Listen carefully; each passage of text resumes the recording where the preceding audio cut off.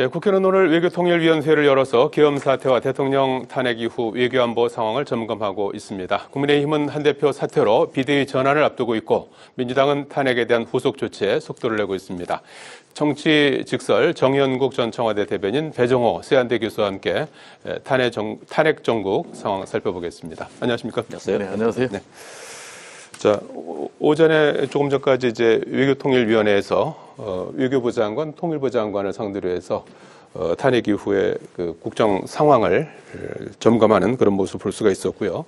국회에서 탄핵 이후 국정 안정을 위한 국정협의체 논의가 계속 이어지고 있습니다. 어제는 우원식 국회의장이 한덕수 권한대행이죠. 만나서 국정협의체를 이제 설치하는 데 대해서 공감을 했고, 이재명 대표도 어제에 이어서 오늘도 국정협의체를 구성을 하자. 그리고 주도권은 국민의힘이 주어도 좋다. 이제 이런 입장을 밝혔는데, 국민의힘에서는 민주당이 마치 여당이 된 것처럼 행동한다 라면서 지금 사실상 뭐 거부 입장을 밝히고 있는 것 같은데, 국정협의체 어떤 필요성이라든지 이런 신경전에 대해서 어떻게 보시는지요? 그렇죠. 여당 입장에서는 여전히 여당이라는 것은 분명한 것 아니겠습니까? 지금 뭐 탄핵 심판에 들어가 있긴 합니다만은 대통령의 신분은 그대로 유지가 되고 있고, 또 권한은 국무총리가 대통령 권한 대행으로 국정을 운영을 하고 있기 때문에 여당이라는 입장 변화는 없는 것 같습니다. 지금 민주당에서 국정운영협의체를 구성하자 하는 것은 제가 보기에는 굉장히 정략적이다고 보여집니다. 지금 뭐 국정이 지금 제대로 운영되지 못하는 이유가 민주당이 그동안 협조를 하지 않았기 때문에 그런 것 아니겠습니까? 지금 국정이 굉장히 위험하다. 민생 경제가 굉장히 어렵다. 그렇게 알면서도 왜 그동안 협조를 안 했는지 모르겠습니다. 그동안 협조를 해줬으면 이런 사태가 발생하지 않았을 수도 있는 것이거든요. 그런 점에 있어서 너무나 이 혼란한 틈을 타서 국민 마음을 얻기 위한 굉장히 정략적인 제안이다. 이렇게 볼 수밖에 없는 것 같습니다. 더군다나 지금 이제 가장 예를 들 수 있는 것이 이 예산안인데 추경을 지금 하자고 하는 것 아니겠습니까? 그렇게 민주당 일방적으로 감액 예산을 통과시켜놓고 곧바로 지금 추경을 하자. 그만큼 경제가 어렵다 이렇게 얘기하는데 굉장히 지금 자신들의 주장에 대한 모순 현상이 벌어지고 있는 것이죠. 이게 이제 예산 추경이란 자체가 민주당이 결코 해서는 안 된다고 하는 이제 현상 유지, 현상 변경에 해당된단 말이죠. 앞으로 이제 이 현상 유지와 현상 변경에 대해서 굉장히 논란이 있을 텐데, 이제 지금 뭐 법률안 거부권뿐만 아니고 네. 이제 내란 특검이라든가 김건희 특검이 이제 권한 대행이 이제 처리해야 될 그런 상황이 오지 않습니까? 그렇게 되면은 이 현상 유지가 해당되느냐, 현상 변경에 해당되느냐, 할 수 있는 권한이 있느냐, 이런 부분에 대한 논란이 있을 텐데, 국정협의체가 이루어진다 하더라도 네. 이게 제대로 유지가 될 수가 없습니다. 이게 운영이 될 그런 가능성이 전혀 없기 때문에 이 부분에 대해서는 민주당이 지금 권한 대행 체제로 운영되고 있는 이 지금 국정 운영에 협조를 해줘야 된다. 그렇게 되면은 순조롭게 굉장히 안정적으로 운영이 될 수 있다. 이렇게 말씀드릴 수 있습니다. 협의체를 통해서 협조하면 되는 거 아니겠습니까? 협의체를 통해서 협조를 할 수도 있겠죠. 할 수 있지만은 이게 이제 그런 진심이 민주당이 이런 진심이 있는 것이 아닌 당력적인 목적으로 한다 그러면은 이 운영 자체가 형성이 된다 하더라도 거의 형식적인 운영에 불과할 것이다. 이렇게 저는 보고 있습니다. 네. 배 교수님 어떻게 평가하십니까? 협의체의 필요성이라든지. 이 사실 뭐 탄핵 이후는 사실 저 대통령 직무가 정지된 상태이기 때문에 한덕수 총리 대행이 있지만 대통령 역할을 똑같이 할 수는 없는 그런 상황이기 때문에 이제 협의체 구성을 제안한 걸 같은데요. 야당이나 국회 차원에서는요. 지금 이제 대통령도 터무니없는 일을 했지 않습니까? 그러면은 국민의힘이라도 중심을 잡아야 되는데, 지금 이제 국민의힘조차도 계속 터무니없는 행보를 계속하고 있기 때문에 국민들의 분노는 굉장히 커질 것 같고요. 오늘 리얼미터의 여론조사 결과가 발표가 됐는데 민주당에 대한 지지는 50%가 넘었고요. 예. 국민의힘 지지율은 이제 25%로 떨어졌거든요. 격차가 그러니까 많이 벌어졌더라고요. 예, 절반도 안 되는데 이게 지금 윤석열 정부 출범 이후에 국민의힘의 지지율이 지금 역대 최저치를 기록했거든요. 그러면 이게 뭘 의미하느냐라는 것과 관련해서는 이제 저는 두 가지라고 보는데, 하나는 있을 수 없는 윤석열 대통령의 불법적인 비상계엄, 그리고 또 내란, 네. 이 부분에 대해서 윤석열 대통령이 책임이 물론 있지만 국민의힘도 책임이 있다라는 그런 질책이 담겨 있다고 보여지고요. 그리고 두 번째로는 그 이후에 그러면은 국민의힘이 제대로 수습을 해야 되는데 이 네. 국정 혼란을 초래한 데 책임 있는 정당으로서 수습도 제대로 못하고 있다라는 그런 질책이 동시에 담겨 있다고 보여지는데요. 네. 지금은 이제 여당이 중요하냐, 야당이 중요하냐 이런 상황이 아니지 않습니까? 보수가 중요하냐, 진보가 중요하냐 이런 상황이 아니고, 있을 수 없는 이 헌정질서 파괴로 인한 이 국정 혼란, 전국 불안을 어떻게 수습할 것인가, 이게 굉장히 중요하잖아요. 그래서 지금 이재명 대표 같은 경우에 초당적 협력이 필요하다. 그래서 여야정 국정안정협의체를 구성하자라고 제안을 했거든요. 네. 그래서 우원식 국회의장도 좋다 찬성을 했고, 지금 한덕수 대통령 권한대행도 적극 협력하겠다라고 했는데 여기에 책임이 있는 국민의힘에서 거부를 했단 말이에요. 예. 그러면서 주장한 게 우리는 여당이다. 네. 그러면 누가 여당 아니라 한 적도 없고, 그렇다면은 여당이면 뭐겠습니까? 결국 집권당이라는 거는 국가의 아니야 국민의 책임을 지는 것인데, 그러면 이거는 책임 있는 자세가 아니죠. 그러면 어떻게 수습할 거냐라는 방법론을 얘기했는데 어처구니가 없는 게 당정 협의를 통해서 하겠다는 거예요. 즉 이 얘기는 국민의힘하고 총리 대행하고만 하겠다는 거예요. 네. 그러면 지금 민주당의 협조 없이는 민생 법안 하나도 통과할 수 없거든요. 예. 지금 윤석열 대통령이 완전히 여소야대를 무시하고 혼자서 하다가 지금 이런 쿠데타까지 일어났는데, 이 상황에서도 지금 국민의힘의 권성동 원내대표가 똑같은 행동을 계속하고 있기 때문에 예. 이렇게 되면 전국 혼란이 더 심화되고, 그러면 되면 이제 보수는 완전 괴멸한다. 저는 지금이라도, 지금 권성동 원내대표가 뭐라고 그랬냐면 끝까지 책임을 지겠다라고 했거든요. 예. 그럼 끝까지 책임 안 지는 그런 행동이에요. 예. 끝까지 책임지는 자세는 뭐냐? 빨리 야권과 힘을 합쳐서 알겠습니다. 국정의 중심 역할을 해야 예. 된다라는 말씀을 좀 드립니다. 네. 국정협의체 신경전, 이게 어떻게 전개될지 한번 지켜봐야 될 것 같고요. 오전에 한동훈 대표가 기자회견을 열고 사퇴를 선언했습니다. 엊그제 토요일에 탄핵 소추안이 가결된 직후에는 직무를 이어가겠다고 했는데, 그 이후에 있었던 의원총회에서 최고위원들이 줄지어 다 이제 사퇴하면서 사실상 지도부가 이제 붕괴됐고, 한동훈 대표도 뭐 대표직을 유지할 수 없는 그런 상황이 돼서 아마 이제 곧 이제 의총을 연다든지 해서 이제 비대위 체제로 전환하게 될 것 같습니다. 그래서 이 국민의힘도 이제 앞으로 이게 뭐 내분이 더 격화될 것인지 아니면 이게 이제 봉합 국면으로 갈 것인지 중요한 기로에 선 것 같거든요. 어떻게 보시는지요?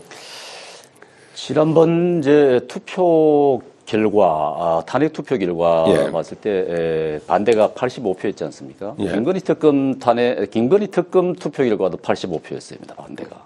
이 반대가 항상 85표가 나오거든요. 예. 이 85표가 지금 이제 국민의힘의 주류 세력들이라고 볼 수 있겠죠. 이제 탄핵 투표에서 이제 23명이 이제 찬성 기권 무효를 포함해서 23명인데 예.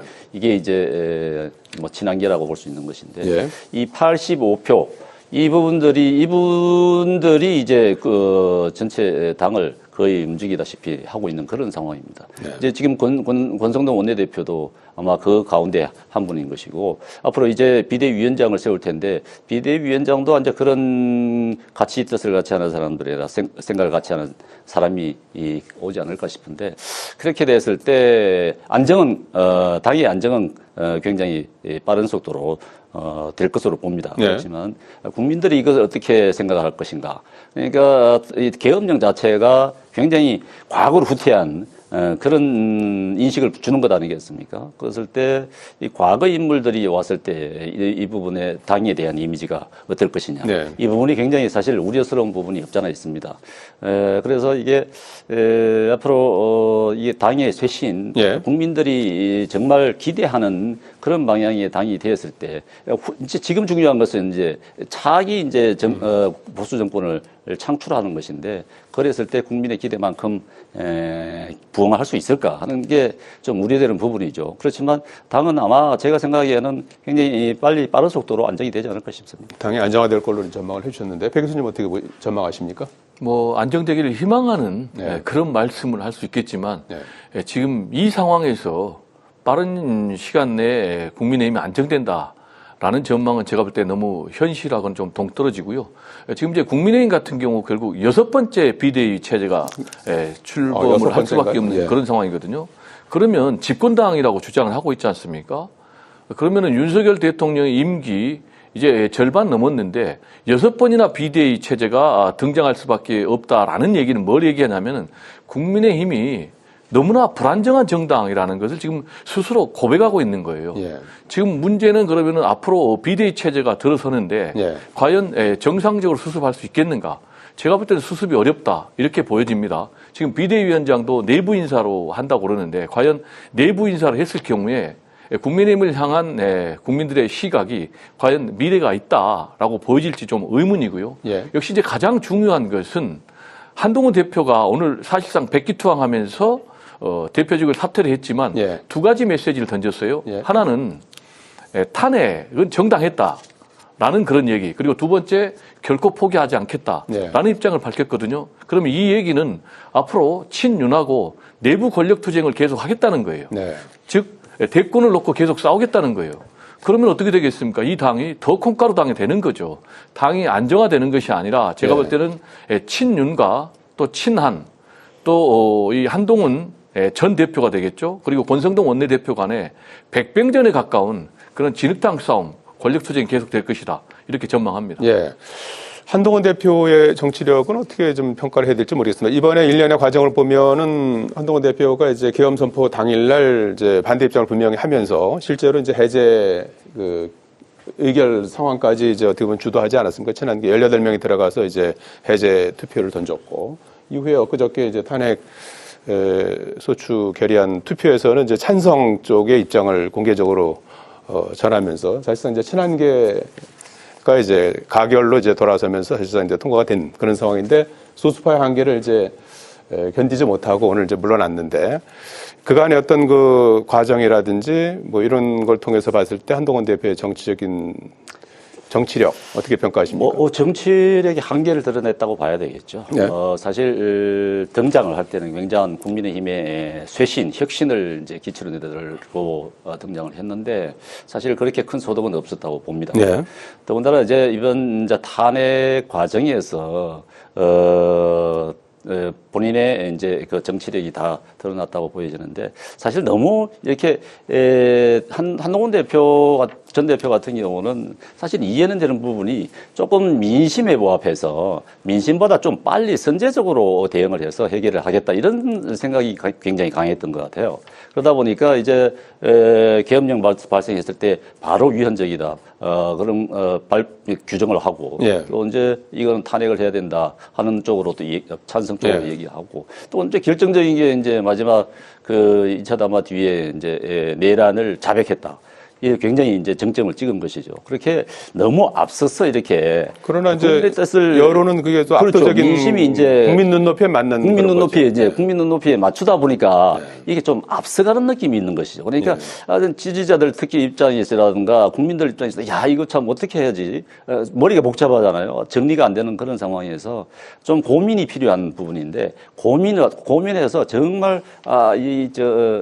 심사숙고한 가운데서 우러나오는 그런 그 감정이 담긴 말씀을 하셔야 되는 것인데 그때 이제 즉흥적으로 하는 그런 느낌에 너무 빠른 앞선 이렇게 발언을 하다 보니까 이게 제대로 전달되지 않은 부분들이 있을 것 같다. 그래서 오히려 더 분란을 자초한 부분이 있을 것 같다. 그런 부분들이 그 자체도 정치적인 역량이 부족인 것이고 또 대통령과 이제 여당의 대표 아닙니까? 대통령과의 갈등 이것은 뭐 누가 봐도 떡뻔한 확실한 것이었는데 그런 갈등을 계속 일으키면서 지금 상태에 이른 그런 책임에서 도저히 벗어날 수 없는 것이죠. 그래서 예.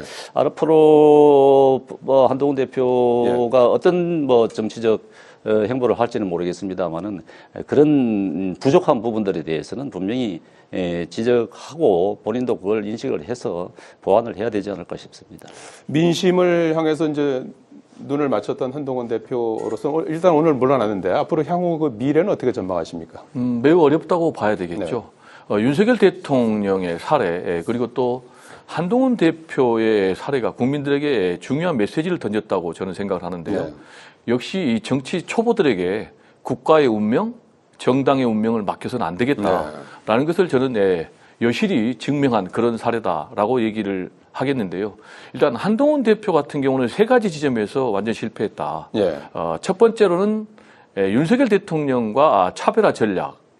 이 부분이 너무나 두 사람이 극한적인 감정 대립으로 가면서 결국 공멸했다라고 말씀을 드리고 싶고요. 두 번째로는 역시 리더십의 한계 때문에 친한도 관리를 제대로 못했다.